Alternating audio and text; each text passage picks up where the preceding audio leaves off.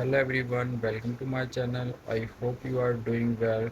Today like and share this video and also subscribe my YouTube channel and watch video till end for supporting me. So let's start today information. These are some updates on Iraq and Iraqi Dinar.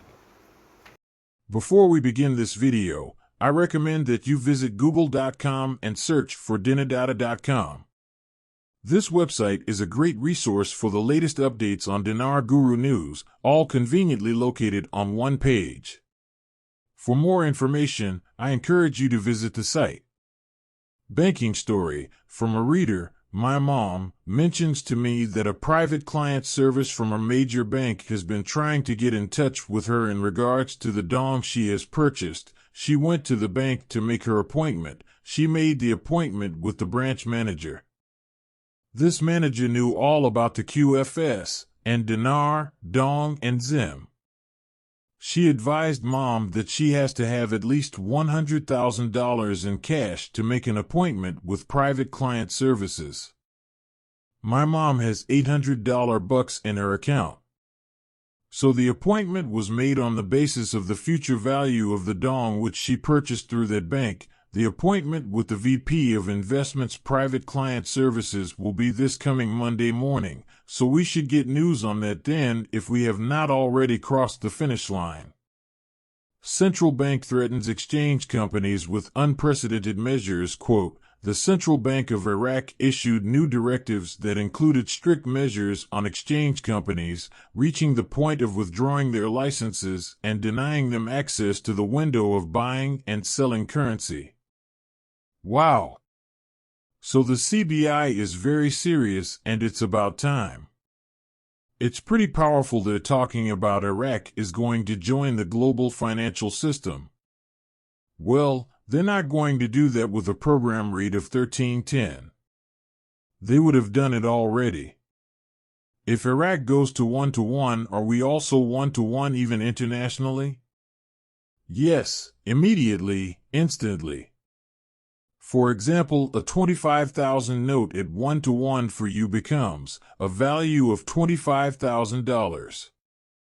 Somebody making a reservation at a very expensive hotel in California went online to try to book a room. As he was about to pay, he noticed something new on the website. They take different currencies as payment, a list of 30 or 40 of them from different countries, including Iraq and Vietnam. The question was asked, do you know what this means? And the booking agent said, I know exactly what this means. All the currencies are getting ready to be in line 1-to-1 with each other. There are even McDonald's now that you can pay with multiple currencies. Different people at well-connected places are starting to hear this. It's getting out. How do you increase the value of the IQD? Monetary mass, the amount of currency in circulation. You can't reduce the value of the American dollar, but you can increase the value of the Iraqi dinar. They're telling the Iraqi citizens this is what they want to do to increase the value of the IQD. Anytime you see this, monetary mass, they are trying to say they are trying to reduce the value of the USD by increasing the value of the IQD, which is the only option they have. Obviously, the bank sanctions that were going to be put on Iraq, 14 banks, the Treasury got together with the CBI and they avoided that. That's no longer a threat. It probably wasn't a threat to the dinar to revalue in hindsight, looking at it and what needed to be done to add value to the currency. There are a few people out there that speculated that it would probably cause it to move forward quicker. I'm not going to agree with it, but I'm not going to disagree with it either.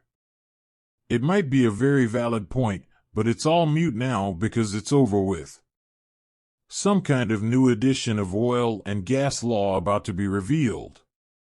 Frank, when you see what this new addition to the HCL law is and you see that it is in position to be presented to the citizens, then doggone it, that tells you there is a new exchange rate to give sovereignty to the citizens of Iraq. None of the projects in the tripartite budget can be begun at a toilet paper, program rate of 1310 plus or minus. The tripartite budget needs the rate of $1 to $1 IQD as much, if not more. Iraq's primary source of revenues is from oil sales in USD. The MOF is authorized by the budget to exchange the USD to IQD for specific approved line item expenses. The rate wouldn't seem to matter as it only dictates the amount of IQD the MOF obtains and remits for each USD. If the rate is 1320 and there is an expense that needs to be paid by the MOF of $1,000 value, the MOF will exchange the $1,000 to 1,320,000 IQD in order to cover that expense. If the rate is $1 to 1 IQD, the MOF will exchange the $1,000 to 1,000 IQD in order to cover that expense.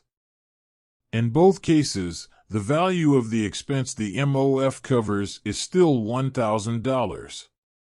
This is why I am confused when people state that they can't make the budget work at a program rate.